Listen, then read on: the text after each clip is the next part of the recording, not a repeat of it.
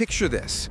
Zohran Mamdani, the incoming New York City mayor, proud democratic socialist, standing next to President Donald Trump like a schoolboy in front of the principal. Awkward? You bet. Historic? Absolutely.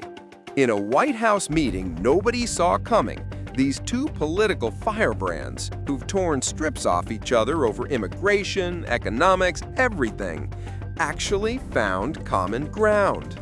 After Mamdani's landslide win earlier this month, he asked for the sit-down. Cost of living, public safety, real talk.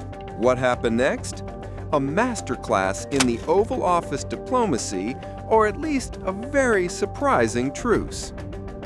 We had a meeting today that actually surprised me. He wants to see no crime. He wants to see housing being built. He wants to see rents coming down, all things that I agree with.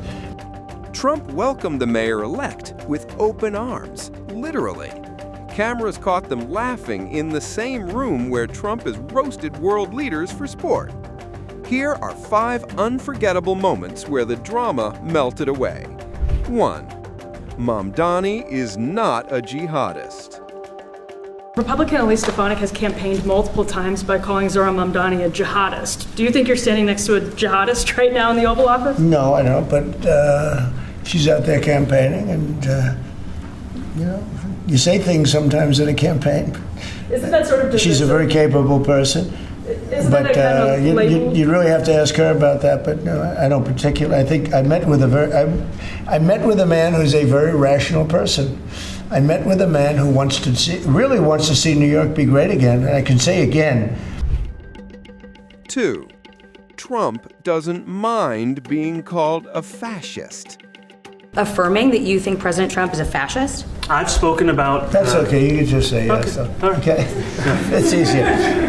It's easier than explaining it. I don't mind. 3. Same ideas on affordability.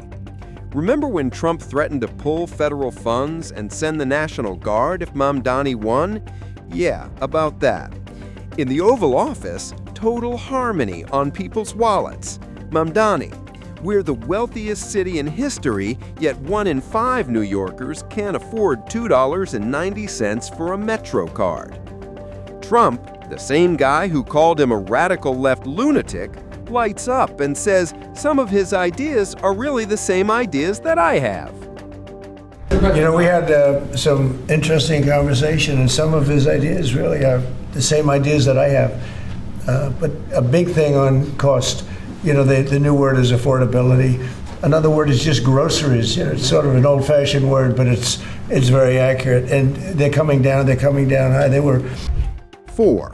Trump would live in Mamdani's New York. Mamdani wants rent freezes, higher taxes on the top 1%. Trump once predicted the rich would flee to Florida. So the reporter asks the million-dollar question, Mr. President, would you feel comfortable living in New York under Mayor Mamdani? Would you feel comfortable living in New York City under a Mamdani administration? Yeah, I would. I really would. Especially after the meeting. Absolutely. What makes you comfortable? We agree on a lot more than I would have thought. I think I want him to do a great job, and we'll help him do a great job.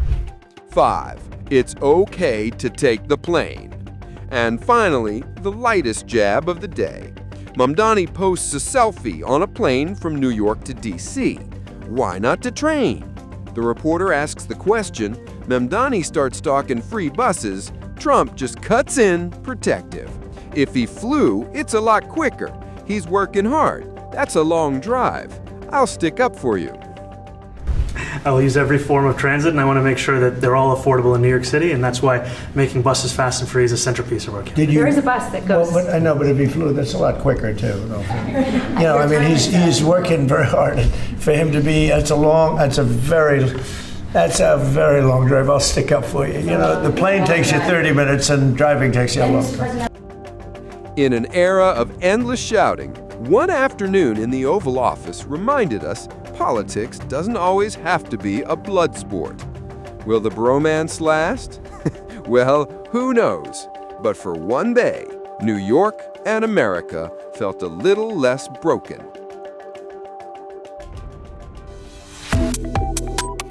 Subscribe to One India and never miss an update. Download the One India app now.